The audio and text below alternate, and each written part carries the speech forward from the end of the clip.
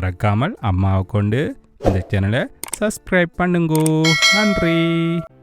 கொக்கின் சூழ்ச்சியை வென்ற நண்டு. நாள்தோறும் மீன்களை கொத்தி தின்று உடல் வளர்த்து வந்தது ஒரு கொக்கு.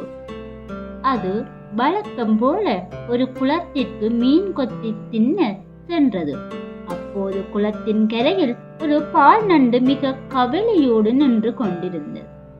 அந்த நண்டை பார்த்து, நீ ஏன் கவலையாக இருக்கின்றாய் என்று கொக்கு கேட்டது. என்ன சொல்வேன், கொலைகாரர்களாகிய வேலைக்காரர்கள் இந்த பக்கத்தில் உள்ள ஏரி குளம் எல்லாம் வலை வீசி ஒரு சின்ன சிறு பொடி மீனை கூட விடாமல் பிடித்து கொண்டு போய்விட்டார்கள். நாளைக்கு இந்த குளத்திற்கு வர வேண்டும் என்று பேசிக்கொண்டு போகிறார்கள். நாளைக்கு வந்து மீன்களை பிடித்து கொண்டு சந்தை கடையில் விற்று விடுவார்கள். இவர்கள் விலைக்கு தப்புவது எப்படி என்றுதான் சிந்தித்துக் கொண்டிருக்கின்றேன் என்று பால் நண்டு பதில் கூறியது. நண்டே நண்டே பால் நண்டே, அந்த படிகார வேலைக்காரர்கள் வருவதற்கு முன் இங்கிருந்து தப்பிக்க நான் ஒரு வழி சிந்திக்கின்றேன். அதன்படி செய்தால் எல்லா மீன்களும் உயிர் தப்பிக்கலாம் என்று கொக்கு கூறியது. எப்படி என்று நண்டு ஆவலோடு கேட்டது. எப்படியாவது அந்த மீன்களை எல்லாம் இங்கே கூட்டிக் கொண்டு வா. நான் ஒவ்வொரு மீனாக தூக்கி கொண்டு போய் இன்னொரு குளத்திலே விட்டு விடுகின்றேன் என்றது கொக்கு.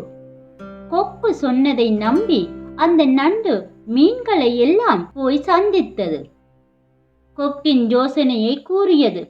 எப்படியும் வேலைக்காரர்களிடமிருந்து தப்பினால் போதும் என்று இருந்த மீன்கள் அந்த கருத்தை உடனே ஒப்புக்கொண்டன. மீன்கள் எல்லாம் கரையோரத்திற்கு வந்தன. கொக்கு ஒவ்வொரு நடைக்கும் ஒவ்வொரு மீனாக கொத்திக் கொண்டு பறந்து சென்றது. சிறிது தூரம் சென்றதும் அந்த மீன்களை கொத்தி தின்றது. வயிறு நிரம்பிய பிறகு கொண்டு போன மீன்களை ஒரு பாறையில் காய போட்டு வைத்தது. மீன்கள் எல்லாவற்றையும் கொத்திக் கொண்டு சென்ற பின் நண்டுதான் மிஞ்சியது. நண்டின் தசையையும் தின்னலாம் என்ற ஆசையோடு அதையும் கொத்திக் கொண்டு பறந்து சென்றது. பறந்து செல்லும் வழியிலே நண்டு கீழே பார்த்தது.